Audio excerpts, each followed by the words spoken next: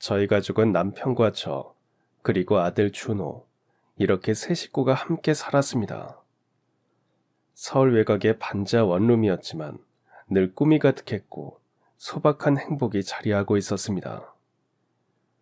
남편은 건설 현장에서 일용직으로 일했고 저는 아파트 청소 일을 했습니다. 매일 새벽부터 밤 늦게까지 일했지만 형편은 늘 빠듯했죠. 그래도 우리 가족은 정말 행복했습니다. 가난하다고 해서 사람까지 가난해야 할 이유는 없다고 생각했거든요. 반지하 집은 여름이면 눅눅했고 겨울이면 몹시 추웠습니다.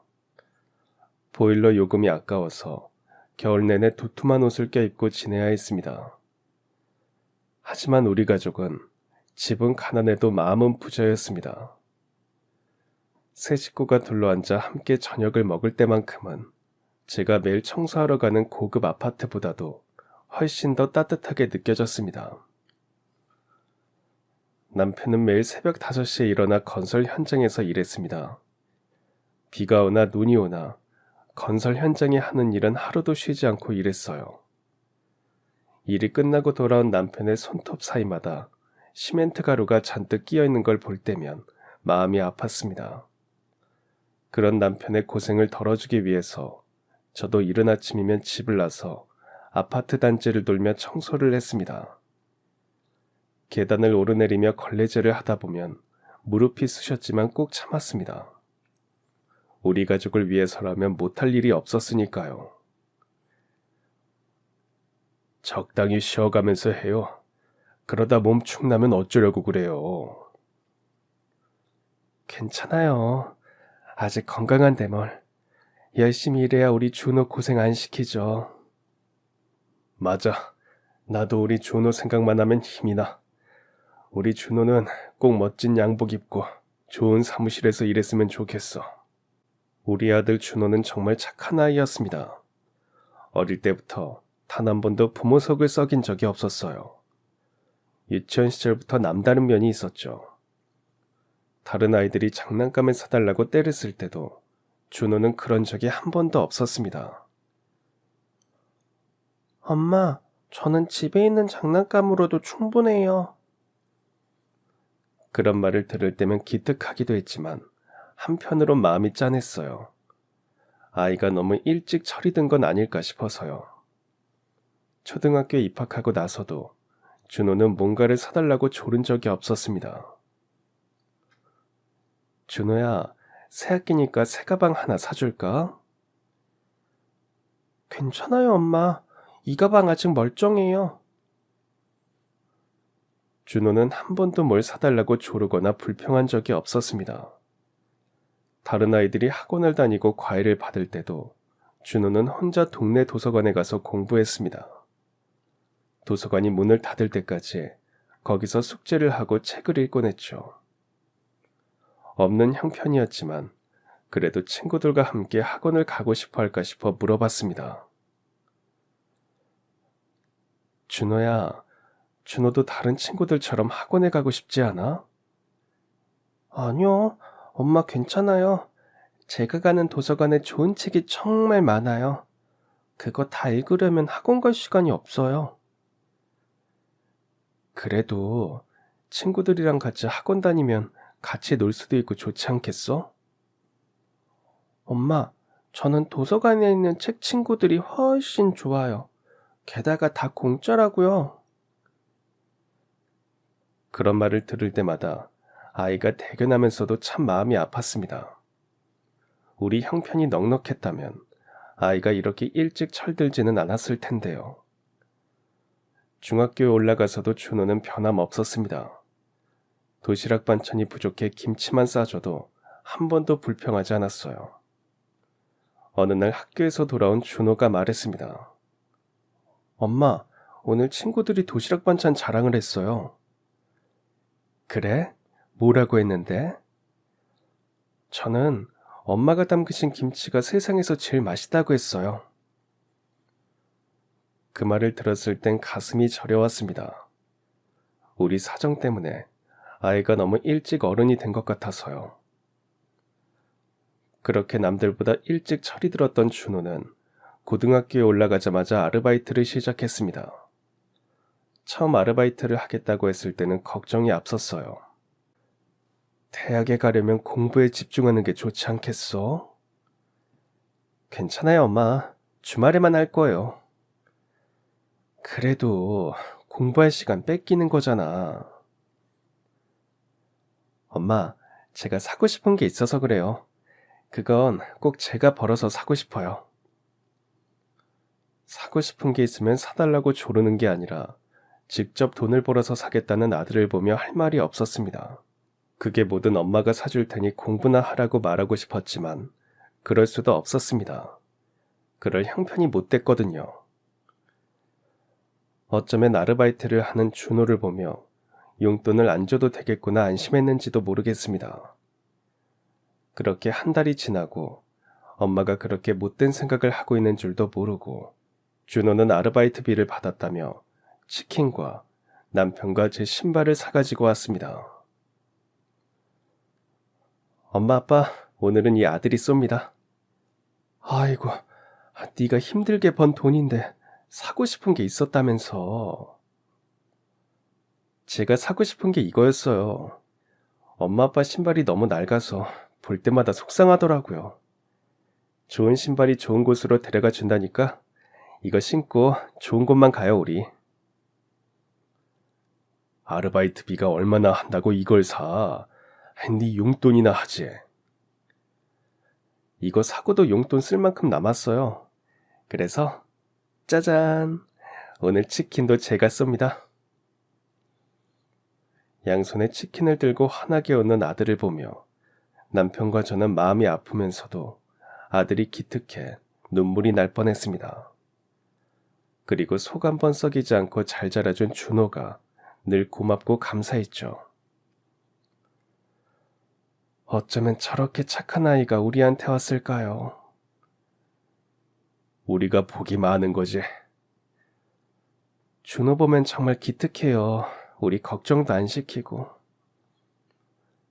근데 가끔은 아이답게 굴어도 되는데 싶어. 맞아요. 너무 일찍 철이 들어버린 것 같아 걱정이에요. 준호는 그렇게 아르바이트를 하면서도 반에서 늘 10등 안에 들 정도로 성적을 유지했습니다. 하지만 일과 공부를 병행하는 게 너무 힘들진 않을까 걱정도 되었습니다. 준호야, 너무 무리하지 마. 괜찮아요, 엄마. 저 튼튼하잖아요. 그래도 건강이 제일이니까 힘들면 언제든 그만둬. 엄마가 어떻게든 돈은 마련해 볼게. 네, 정말 힘들면 그만둘게요. 걱정 마세요. 하지만 결국 우려하던 일이 발생했습니다. 고3이 되어서도 일과 공부를 함께 했던 준호가 결국 수능 시험을 망쳤고 생각보다 성적이 안 나와서 장학금을 받고 대학에 가려던 계획이 무너져 버린 것입니다. 그동안 얼마나 열심히 했는데 아르바이트 때문에 공부할 시간이 부족했던 탓이라는 생각에 가슴이 무너져 내렸습니다. 그래도 성적이 나쁘지는 않아서 저희가 등록금만 마련해주면 대학에 갈 수 있을 텐데 차마 그 얘기를 꺼내지 못했습니다. 하필 그즈음 남편이 공사장에서 다쳐 몇 달째 일을 못 나가고 있었거든요. 저 혼자 벌어서 월세와 생활비, 남편의 병원비까지 감당하기가 쉽지 않았으니 선뜻 먼저 등록금은 걱정 말라는 얘기를 할 수가 없었던 것입니다. 그런 저희 부부의 고민을 알았던 걸까요? 결국 준호가 먼저 말을 꺼냈습니다. 엄마 아빠, 저 대학 안 가고 취직하려고요. 아니 그게 무슨 소리야? 생각해보니까 꼭 대학을 나와야 성공하는 건 아닌 것 같아요. 그래도 대학은 나와야 좋은데 취직하지. 괜찮아요. 저는 취업해서 돈 벌고 효도할 거예요. 그 말을 듣는 순간 가슴이 미어졌습니다. 더 나은 환경을 만들어주지 못한 제 자신이 원망스러웠죠. 미안하다 준호야. 우리가 무능해서. 그런 말씀하지 마세요. 저는 엄마 아빠 아들이라서 정말 행복해요. 우리가 좀 더 노력해 볼게. 포기하지 말자. 아빠, 정말 괜찮아요. 저는 제 길을 찾을 거예요. 꼭 대학에 가야 할 만큼 하고 싶은 게 생기면 그때 갈게요. 어쩌면 저는 준호의 결심을 듣고 안심했는지도 모르겠습니다.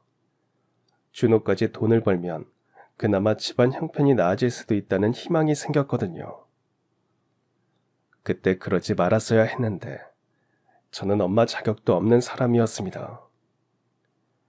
그렇게 고등학교를 졸업한 준호는 곧바로 취업 준비를 시작했습니다. 채용 공고 사이트는 물론 구인 광고가 나는 곳마다 이력서를 냈습니다.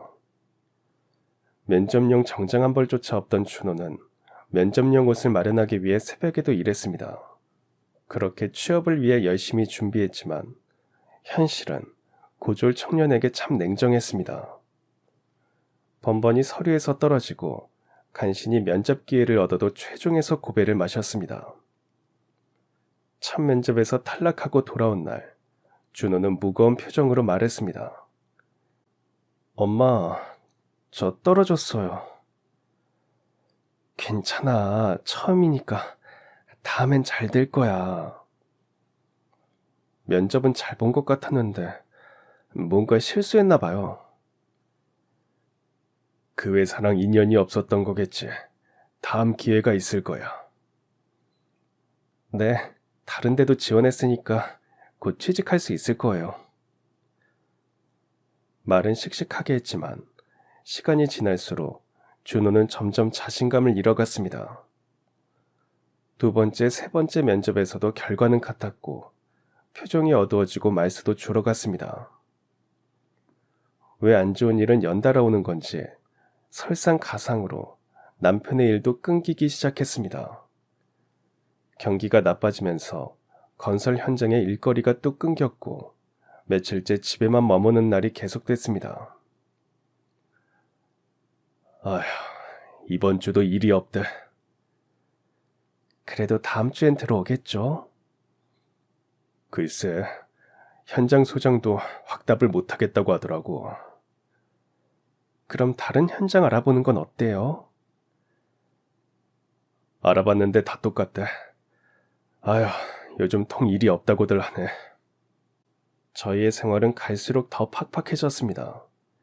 월세가 밀리고 각종 공과금 고지서가 쌓여갔습니다. 결국 집주인이 직접 찾아와 문을 두드렸습니다. 월세가 2달째 밀렸는데요. 죄송해요. 조금만 기다려주세요. 꼭 드릴게요. 저도 지금 상황이 어려워서요. 너무 오래는 못 기다려요. 이번 주 안에 꼭 정리해서 드릴게요. 집주인이 돌아간 뒤 집안은 한동안 침묵에 잠겼습니다. 그러다 남편이 조용히 말을 꺼냈습니다. 돈 구할 데가 있어? 나는 더 이상 손 벌릴 것도 없네. 어떻게든 해야죠. 뭐라도 방법을 찾아야죠. 제가 빨리 취업해야 할 텐데. 죄송해요. 그런 소리 하지 마라. 이건 네 잘못이 아니야. 가족 모두가 버티고 있는 이 상황에서 누구 하나 탓할 사람은 없었는데 준호가 스스로를 탓하고 있다는 사실이 가장 마음 아팠습니다. 그러던 어느 날이었습니다. 아는 선배의 연락을 받고 나갔던 준호가 신이 난 얼굴로 집에 돌아왔습니다. 엄마, 아빠, 저 해외 취업 기회가 생겼어요. 해외 취업? 네, 아르바이트 하면서 알게 된 형이 소개해줬어요. 어떤 곳인데? 우리나라 기업 중에 동남아에 공장을 지었는데 거기 사무실에서 일하는 거래요. 준호 말로는 소개해준 형도 작년에 같은 곳을 통해 해외에서 일하고 돌아왔으며 일도 괜찮았고 조건도 좋았다고 했습니다. 기숙사에서 숙식도 제공되는데 월급도 300만 원이나 준대요. 300만 원이나? 네, 해외 체류비랑 생활비까지 같이 주는 거래요. 게다가 항공료랑 비자 비용도 업체에서 부담하고 1년에 한 번씩 월급도 올려준대요. 조건만 보면 정말 괜찮아 보였습니다. 아니, 이보다 좋을 수가 없었습니다. 한국에서 고졸로 받을 수 있는 급여보다 훨씬 높았으니까요. 계약 기간은 2년이고 중간에 한국에 들어올 수도 있대요. 그거 괜찮은 기회 같은데. 근데 너무 조건이 좋은 거 아니야? 이상한 곳인 거 아니니? 저도 처음엔 그랬는데 그 형이 믿을 만한 사람이 소개해 준 거래요. 그 형도 같이 갈 거예요. 아는 사람과 함께 간다니 더 안심이 되었습니다. 그리고 계약서도 다 정식으로 되어 있었어요. 준호가 보여준 계약서는 제법 정식 문서처럼 보였고 형식도 깔끔하고 조건도 명확하게 명시되어 있었습니다. 서류만 보면 괜찮은 것 같은데 이 업체는 어디에 있어? 강남이요. 사무실도 꽤 크고 괜찮았어요. 준호가 너무 신나 있었지만 그래도 아직은 어리게만 보이는 아들의 결정이 못내 걱정돼 저희 부부는 함께 업체를 방문했습니다. 강남의 한 대형 건물 안에 위치한 사무실은 정말 말끔하고 규모도 컸습니다. 사무실 내부는 깔끔하게 정돈돼 있었고 직원들도 여럿 있었습니다. 벽면에는 해외 취업 성공 사례가 인쇄된 사진들이 빼곡히 붙어 있었죠. 안녕하세요. 김진호 씨 해외 취업을 돕고 있는 이민수 팀장입니다. 안녕하세요. 준호 앱이 되는 사람입니다. 아이고, 준호 씨가 누굴 닮아 저렇게 건실한가 했더니 아버님을 닮았군요. 아닙니다. 저희가 뭐 해준 것도 없는걸요. 그런데 우리 준호가 가는 곳은 정말 안전한 곳인가요? 물론입니다. 저희가 보내드리는 업체들은 모두 검증된 곳들이에요. 하는 일은 어떤 건가요? 제조업 분야입니다. 현지 공장에서 기술 업무를 맡게 될 거예요. 힘든 일은 아니죠. 전혀요. 오히려 그곳에서 익힌 기술이 큰 도움이 될 거예요. 사무실 벽에는 현지에서 일하고 있는 한국 청년들의 사진이 걸려 있었습니다. 여기 보이시죠? 저희가 보내드린 분들입니다.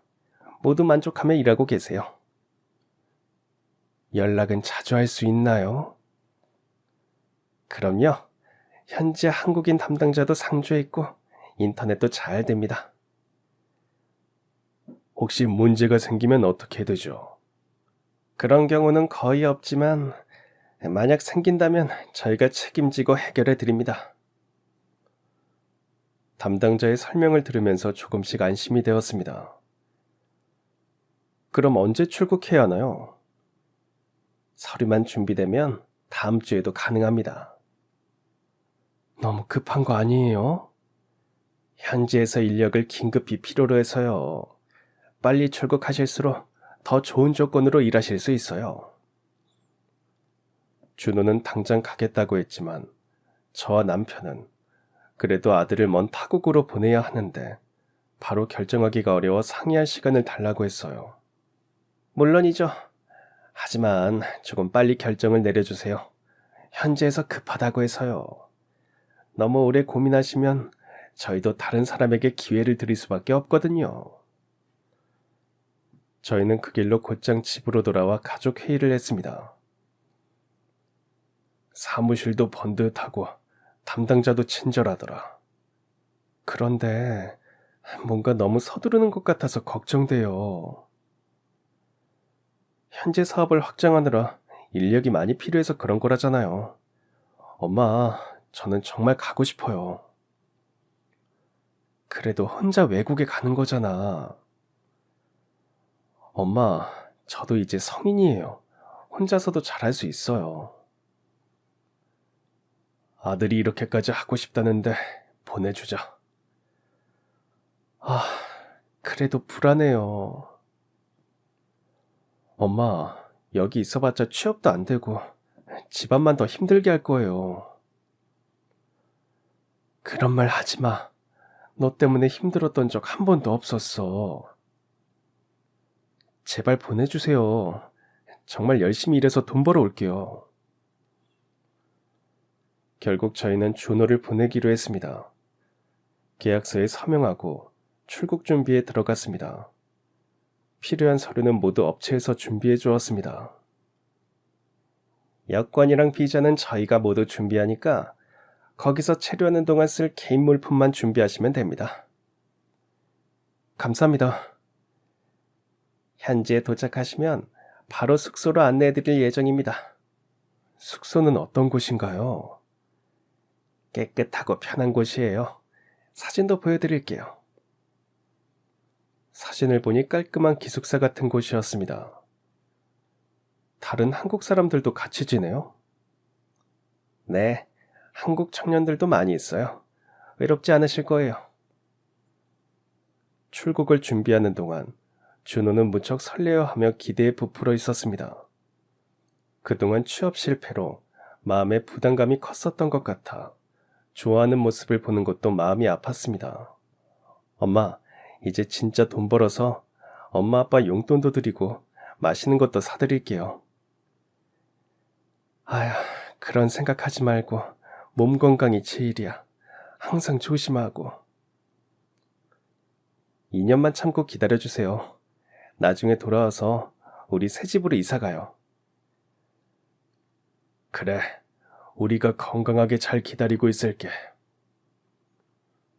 준호는 매일 자신의 계획을 세워놓고 들려주곤 했습니다. 첫 월급은 엄마 아빠 용돈 드릴 거예요.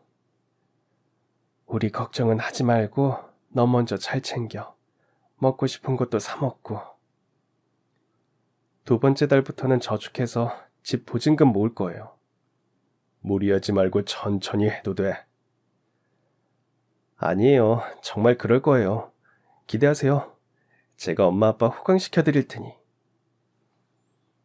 출국 전날 밤, 가족끼리 모처럼 치킨을 시켜 먹었습니다. 준호가 사온 마지막 치킨이었습니다. 다음엔 더 비싼 걸로 사드릴게요. 이것도 충분히 맛있어. 무엇보다 건강이 제일 중요하다. 돈은 천천히 벌어도 괜찮아.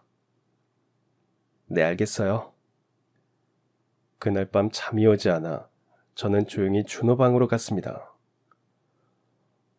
엄마 안 주무세요?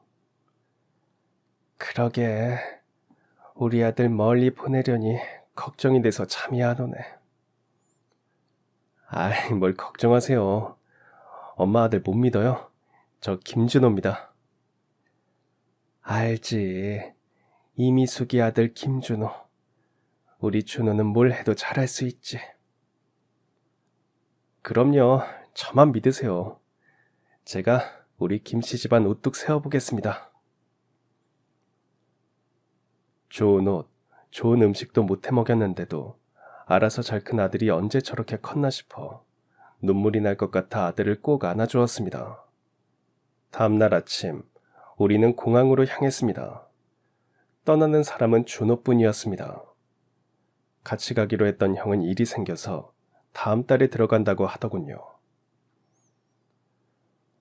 엄마 아빠 건강하세요.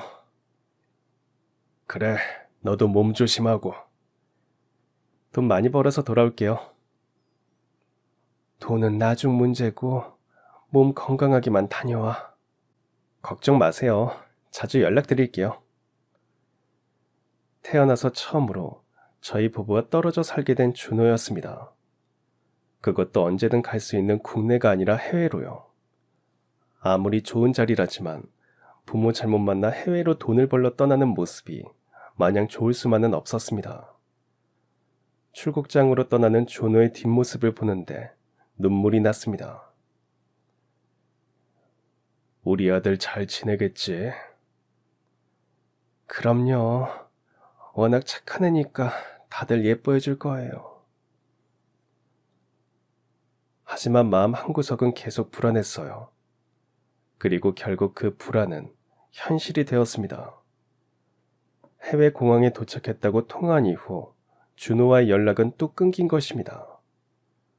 처음엔 이제 막 출근했으니 회사에 적응하느라 바쁘겠거니 했습니다. 바빠서 아직 연락 못하는 거겠죠? 네, 일 배우느라 정신없을 거야. 그렇게 마음을 달리며 기다렸지만 일주일이 지나도 아무 소식이 없었습니다. 점점 불안해지기 시작했죠. 이상해요. 준우가 이렇게까지 연락 없는 적은 없었는데. 조금만 더 기다려보자. 인터넷이 잘 안 되는 곳일 수도 있지. 하지만 열흘이 지나도록 전화는 계속 꺼져 있었고 문자도 읽지 않았어요. 전화가 계속 꺼져 있어요. 휴대폰이 고장났나? 문자도 안 읽어요. 아휴, 이 뭔가 이상하네. 그때부터 밤잠을 설치기 시작했어요. 혹시 사고를 당한 건 아닐지, 어디 아픈 건 아닐지, 온갖 걱정이 머릿속을 떠나지 않았습니다. 하루하루가 불안함의 연속이었습니다. 새벽마다 핸드폰을 확인하고 낮에도 손에서 놓지 못했어요. 결국 저희 부부는 답답한 마음에 직접 업체 사무실을 찾아갔습니다. 우리가 방문했던 강남의 그 사무실을 다시 찾았는데 문이 굳게 잠겨 있었어요. 입구에 붙은 종이를 보니 임대문이라고 적혀 있었습니다. 무슨 일인지 알 수 없어 건물관리소에 찾아가 물어봤습니다. 여기 있던 업체 이사 갔나요? 거기에 지난주에 짐 싹 빼서 나갔어요. 네? 나갔다고요? 혹시 어디로 옮겼는지는 알 수 있을까요? 모르죠. 나가는 사람들이 그런 얘기까지 해주고 가지는 않으니까. 그럼 지금 연락할 방법이 전혀 없는 건가요? 연락처가 있긴 한데 연락이 안 될걸요? 요즘 그런 단기 임대 업체들이 한둘이 아니에요. 등골이 서늘해졌습니다. 직원분에게 받은 전화번호로 전화를 했더니 아니나 다를까 없는 번호라고 했습니다. 저는 제정신이 아닌 상태로 집으로 돌아와 남편에게 말했습니다. 업체가 없어졌어요. 전화도 안 되고요. 뭐라고? 준우랑 같이 가봤던 그 업체가 없어졌다고요. 일주일 전에 짐 싹 빼서 나갔대요. 저희 부부는 그제서야 뭔가 잘못됐다는 걸 직감했습니다. 급히 경찰서를 찾아가 아들의 실종 신고를 했지만 돌아온 건 답답한 답변뿐이었습니다. 성인이기 때문에 아직은 실종으로 단정하기 어렵습니다. 하지만 연락이 끊긴 지 벌써 한 달이 다 되어가요. 해외에 있는 경우라면 더더욱 찾기 어렵습니다. 그럼 저희는 그냥 기다리기만 해야 한다는 건가요? 조금 더 지켜보시고 실종이 확실해지면 다시 신고해주세요. 그 사이에 우리 아들이 위험에 처했을 수도 있잖아요. 걱정하시는 마음은 이해합니다. 하지만 저희도 할 수 있는 일에는 한계가 있어요. 경찰서에서 나오자마자 저희는 바로 준호가 간 나라의 한국 영사관에도 도움을 요청했습니다. 하지만 영사관에서도 돌아온 말은 비슷했습니다. 최근 한국 청년들을 속여 해외로 데려간 뒤 연락이 끊기는 사건이 빈번한데 찾은 경우가 거의 없다며 큰 기대는 하지 말라는 이야기였습니다. 하늘이 무너지는 것 같았습니다. 설마 우리 준호도 그런 불법 업체에 속았던 걸까요? 그건 아직 단정할 수 없습니다. 현재 경찰과 협력해 최대한 확인해 보겠습니다. 하지만 경찰과 영사관의 미온적인 태도만 믿고 손 놓고 있을 수는 없었습니다.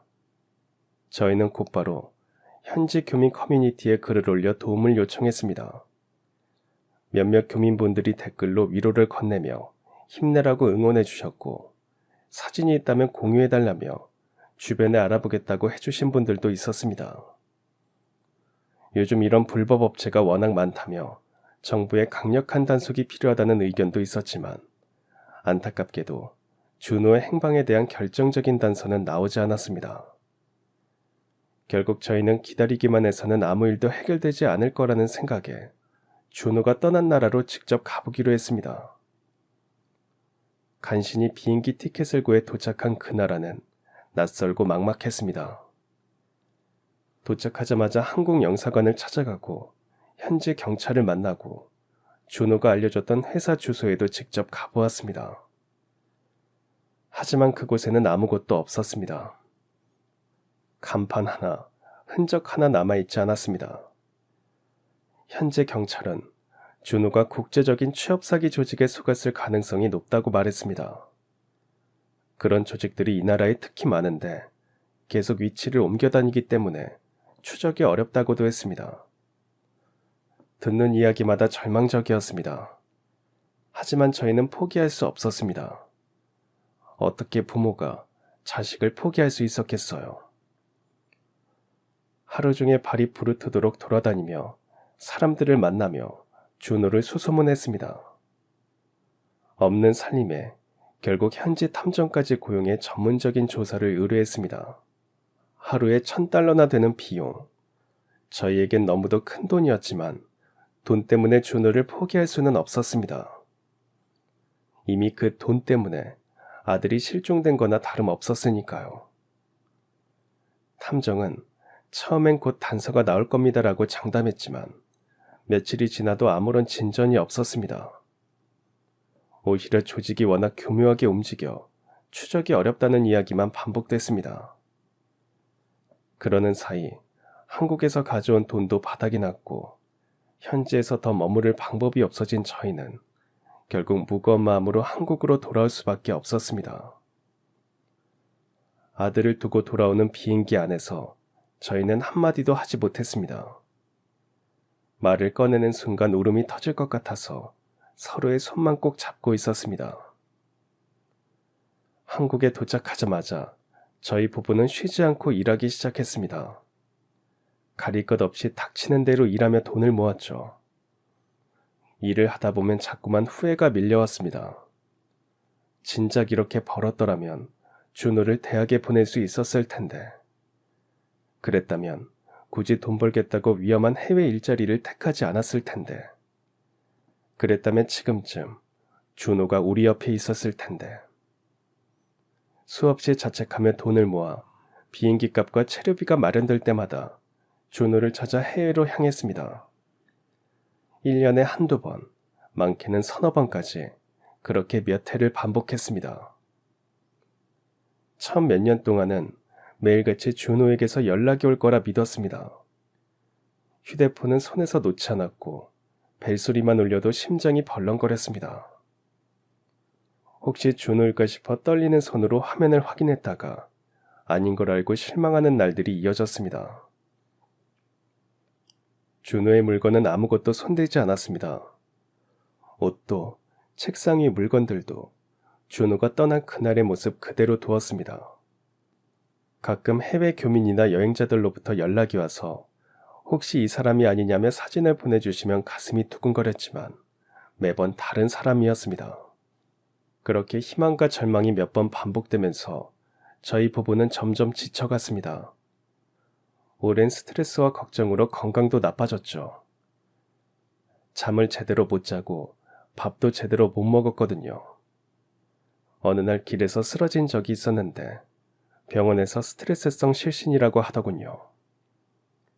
그런 저를 보며 주변 사람들도 함께 걱정해주고 위로해 주었지만 시간이 지나면서 사람들의 반응도 하나둘씩 바뀌기 시작했습니다. 벌써 몇 년이야. 일부러 연락 안 하는 게 아니라면 이제는 현실을 받아들여야지. 이 세상 사람이 아닐 수도 있어. 이제 그만 놓아줘. 산 사람은 살아야지. 그런 소리 하지 마. 우리 준호는 살아있어. 그렇게 쉽게 사라질 아이가 아니야. 그런 말 할 거면 우리 집엔 오지도 마.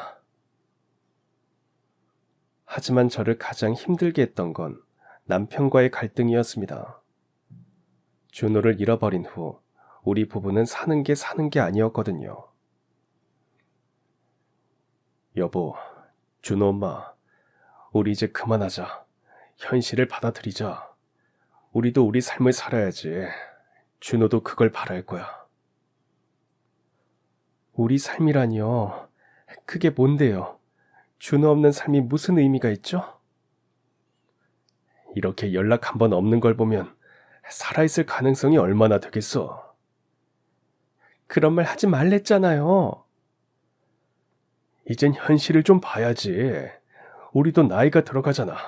계속 이렇게 살 수는 없어. 아니요, 저는 절대 포기 못해요. 난 아직도 우리 아들이 살아있다고 믿어요. 우리 준호 시신이라도 나오기 전까지는 절대 포기 안 해요. 그렇게 서로를 막다른 코너까지 몰며 싸웠고, 그러고 나면 늘 남편이 먼저 사과했습니다. 미안해. 내가 너무한 거 알아. 근데 너무 힘들다. 너무 힘들어.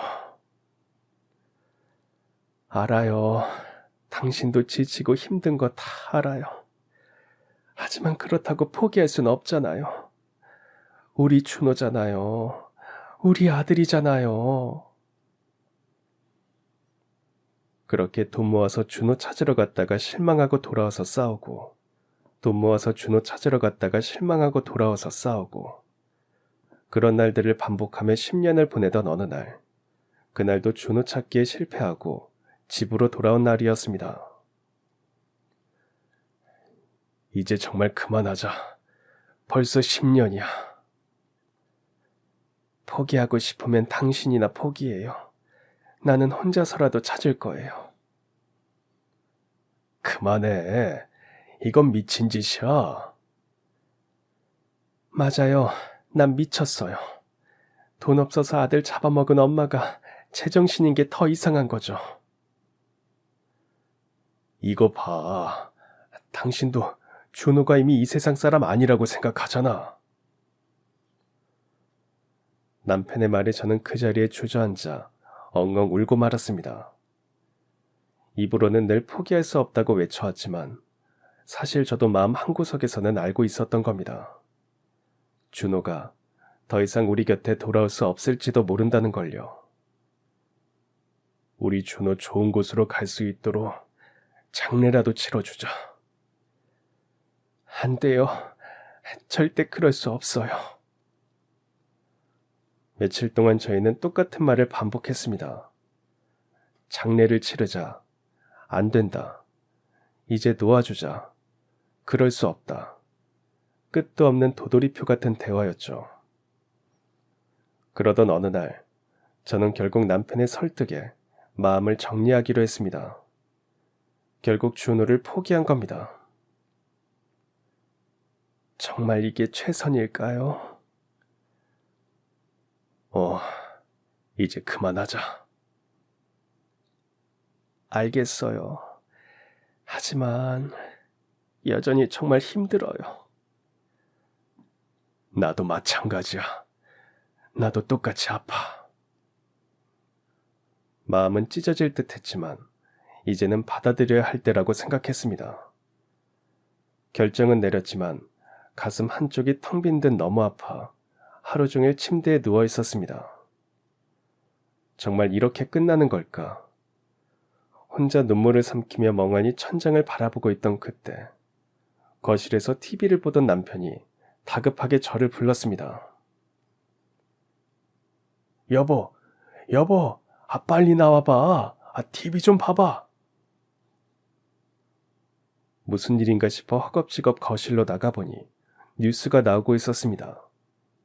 해외에서 국제마약 조직이 검거됐고 그 조직에서 강제로 일하던 한국인들이 구조됐다는 보도였습니다.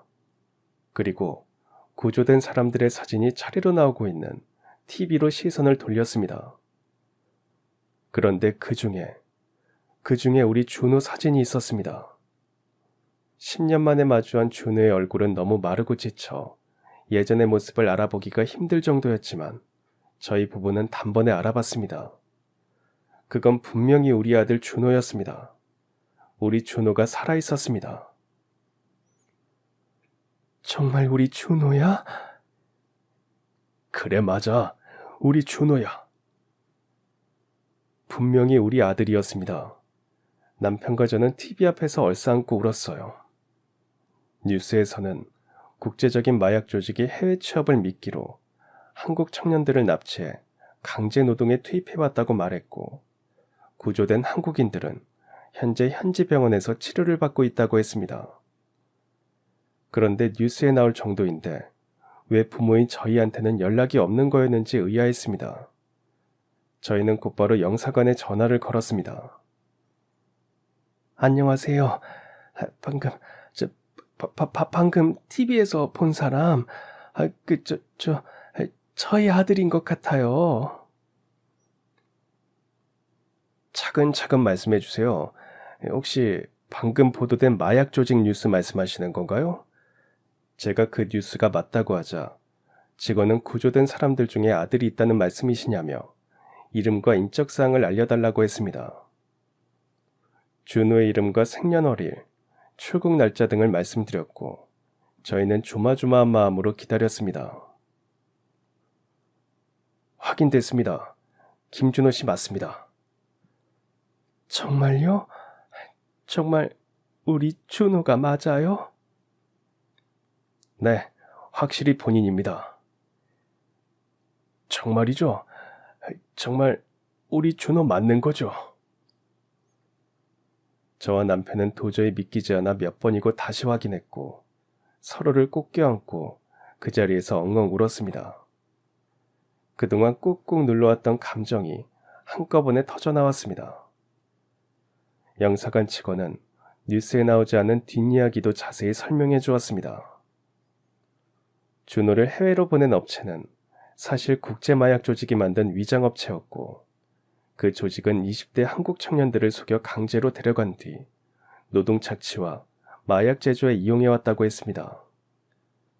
준호는 그렇게 10년 넘게 그곳에 감금되어 생활한 것이었습니다. 현재 병원에 입원해 있으며 영양 상태가 매우 좋지 않고 정신적으로도 큰 충격을 받은 상태라서 연락이 늦어졌다고도 알려주었습니다. 그 얘기를 듣자마자 저희 부부는 서둘러 그 나라로 향했습니다. 공항에는 영사관 직원이 마중 나와 있었고 바로 병원으로 안내해 주었습니다. 도착하기 직전 직원이 조심스럽게 말씀하셨습니다. 김준호 씨가 많이 쇠약해진 상태라 놀라실 수도 있습니다. 괜찮습니다. 살아있다는 것만으로도 감사합니다. 우리 준호, 이렇게 찾아주셔서 정말 감사합니다. 준호를 찾았다는 기쁨에 어떤 모습이든 괜찮다고 생각했습니다. 하지만 병원에서 마주한 준호의 모습은 상상보다 훨씬 더 처참했습니다. 10년 전 통통하고 해맑던 아들은 온데간데 없고 눈앞에 있는 건 앙상하게 마르고 상처투성이가 된 한 청년이었습니다. 온몸에는 오랜 폭행의 흔적이 남아있었고 오랜 시간 강도 높은 노동과 마약 제조 과정에서의 화학물질 중독으로 건강 상태는 매우 심각했습니다. 의사는 준호가 심각한 트라우마, 영양실조, 화학물질 중독이 동시에 작용한 상태라고 말했습니다. 저희 부부는 할 말을 잃었습니다. 하지만 무엇보다 더 저희 부부를 놀라게 한 건 준호가 저희를 알아보지 못한다는 사실이었습니다. 준호야, 엄마야, 엄마 몰라? 아빠야, 아빠도 모르겠니? 하지만 준호는 무표정한 얼굴로 저희를 그저 바라보기만 했습니다. 선생님, 저희 준호 왜 이래요? 의사는 준호가 현재 말을 하지 못하는 실어증 상태라고 했습니다. 몸도 마음도 피폐해진 준호의 상태에 눈앞이 캄캄했지만 그래도 살아 돌아와준 준호에게 정말 감사했습니다. 저희는 준호가 비행기를 탈 수 있을 정도로 건강이 회복되자마자 준호를 데리고 한국으로 돌아왔습니다. 준호는 여전히 걷지도 말하지도 못했지만 저희는 또다시 새롭게 시작했습니다. 죽었는지 살았는지 몰랐을 때도 10년을 하루같이 준호를 찾았던 저희 부부였습니다. 이제 그런 준호가 살아 돌아왔는데 못할 게 없었습니다. 매일 병원에 가고 준호가 좋아하던 음식을 만들고 손을 꼭 잡고 우리 가족이 함께했던 기억들을 조심스레 들려주었습니다. 준호에게 돌아오는 대답은 없어도 계속해서 말을 걸었습니다. 어렸을 적 함께 연을 날리던 날, 아빠가 자전거 타는 법을 가르쳐주던 순간들을 이야기하며 조금이라도 기억이 떠오르기를 간절히 바랐습니다. 그러던 어느 날, 휠체어에 탄 준호를 데리고 소풍을 나간 날이었습니다. 네가 어렸을 때 여기서 연 날리기를 했었는데 그때 네가 연이 나무에 걸려서 울었던 거 기억나? 남편이 옛날 얘기를 해주고 있는데 갑자기 준호 입에서 소리가 나왔습니다. 엄마, 아빠. 10년 만에 듣는 아들의 목소리였습니다. 순간 남편과 저는 무슨 일이 일어난 건지 알 수 없었습니다. 준호야, 지금 말한 거야? 방금 뭐라고 했어? 다시 말해봐. 다시 불러봐, 준호야. 아빠. 남편과 저는 그 자리에서 얼싸안고 펑펑 울었습니다. 준호야, 우리 준호야. 됐어. 우리 준호 이제 됐다. 지나가던 사람들이 우리를 이상하게 쳐다봤지만 상관없었어요. 우리 아들이 드디어 엄마 아빠를 불러준 거니까요. 엄마, 아빠, 보고 싶었다고 말하고 싶었어요. 걱정 끼쳐서 죄송해요. 우리도 보고 싶었단다. 정말 많이. 그 이후로 준호는 빠르게 회복했습니다. 말도 조금씩 늘어나고 걸을 수도 있게 되었어요. 정신과 치료도 받고 물리치료도 꾸준히 받았습니다. 정신과 의사는 트라우마가 완전히 사라지려면 시간이 필요하지만 가족들이 옆에서 힘이 되어주라고 했습니다. 선생님, 저 이제 괜찮아진 거죠? 물론이죠. 이미 많이 좋아졌어요. 하지만 준호는 가끔씩 악몽에 시달렸습니다. 엄마, 자꾸 그곳으로 돌아가는 꿈을 꿔요. 괜찮아. 엄마가 여기 있어. 아무 걱정하지 마. 이제 엄마가 너 아무 데도 안 보내. 깜짝 놀라 식은땀을 흘리며 잠에서 깬 아들을 안아주곤 했습니다. 하지만 그런 일도 시간이 지나면서 점점 줄어들었습니다. 그렇게 준호는 천천히 일상에 적응해 나갔습니다. 하지만 여전히 낯선 사람을 만나는 건 두려워했습니다. 혹시나 같은 일을 겪을까 경계하는 것이었죠. 이상한 사람들일까봐, 또 그런 사람들일까봐 걱정돼요. 계속 이런 상태면 어쩌죠? 괜찮아. 그럴 수 있어. 조급하게 생각하지 마. 준호도 저희 부부도 포기하지 않았습니다. 조금씩 용기를 내어 혼자 동네 마트에 다녀오고 도서관도 가봤습니다. 엄마, 도서관 다녀왔어요. 어땠어? 예전보다 많이 변했더라고요. 그래도 책 읽는 게 좋았다고 하니 그 말이 참 고맙고 다행스러웠습니다. 그러던 어느 날 준호가 자기도 일을 하고 싶다고 말했습니다. 엄마, 저도 일하고 싶어요. 안 돼. 너 아직 회복 중이잖아. 충분히 쉬어야 해. 그런데 일을 해야 진짜 일상으로 돌아가는 기분이 들 것 같아요. 그 말에 예전 아르바이트를 하겠다고 우기던 어린 준호의 모습이 겹쳐 보였습니다. 남편도 집안에만 있지 말고 바깥 공기 좀 쐬면 오히려 더 좋아질 수 있다며 저를 설득했습니다. 결국 저는 또 두 사람의 말에 마음을 열었고 준호는 동네 편의점에서 아르바이트를 시작했습니다. 일을 하면서 준호는 서서히 사회와 다시 연결되기 시작했습니다. 함께 일하는 직원들은 성실하고 책임감 있는 친구라며 준호를 칭찬했고 손님들도 참 친절한 직원이라며 좋아했습니다. 편의점 사장님은 준호 덕분에 가게 분위기가 좋아졌다며 계속 함께 일해달라고 하셨습니다. 우리 가족은 그렇게 하나둘 평범한 일상을 되찾아갔습니다. 작은 하루하루가 감사했고 함께하는 순간순간이 선물처럼 느껴졌습니다. 그리고 더 기쁜 소식이 찾아왔습니다. 준호가 대학에 가고 싶다는 말을 꺼낸 것이었습니다. 엄마, 아빠, 저 대학에 가고 싶어요. 대학? 네, 예전에 엄마 아빠 힘들까봐 포기했는데 그게 많이 후회돼요. 그때는 그게 부모님을 위한 거라고 생각했는데 아니었더라고요. 그 말에 가슴이 뭉클해졌습니다. 언제나 조르기보다 포기를 먼저 했던 아들이 뭘 하고 싶다고 하는 게 기뻤습니다. 진즉에 그 10년 전 우리가 해줬어야 했던 말이 떠올랐습니다. 가고 싶으면 가야지. 우리 아들이 꿈꾸는 걸 이제는 절대 놓치게 하지 않을 거야. 여전히 저희의 형편은 넉넉하진 않았지만 이번엔 포기하지 않기로 했습니다. 우리 준호가 포기하지 않았기 때문에, 그리고 준호를 통해 포기하지 않으면 어떻게든 길이 열린다는 걸 배웠기 때문입니다. 그렇게 수능 공부를 시작한 준호는 그의 2년제 대학에 입학했습니다. 처음에는 낯선 환경에 적응하는 데 시간이 걸렸지만 공부가 어렵다는 말보다 재미있다는 말을 더 자주 했습니다.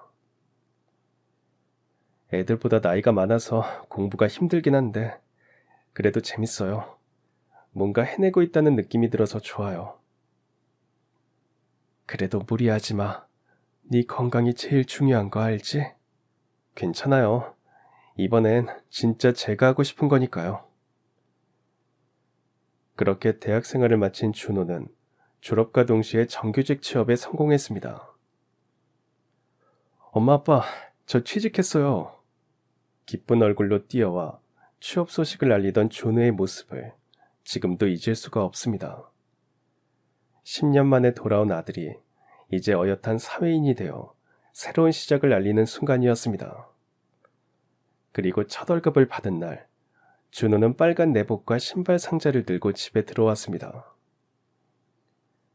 엄마, 아빠, 제가 돈 벌면 꼭 좋은 신발 사드린다고 말씀드렸었죠? 이 아들, 한 번 한 약속은 꼭 지킵니다. 아이고, 그럼 우리 아들은 약속은 꼭 지키지. 돌아온다던 약속도 이렇게 지켰잖아. 그럼요. 그런 의미에서 오늘 저녁 치킨도 제가 쏩니다. 그날 저녁, 우리는 방에서 아들이 사준 운동화를 신고 아들이 사준 치킨을 먹으며 웃고 또 웃었습니다. 오랜 기다림 끝에 맞이한 이 평범한 일상이 얼마나 소중한지 새삼 깨달았습니다. 남편이 말했습니다. 꿈만 같아.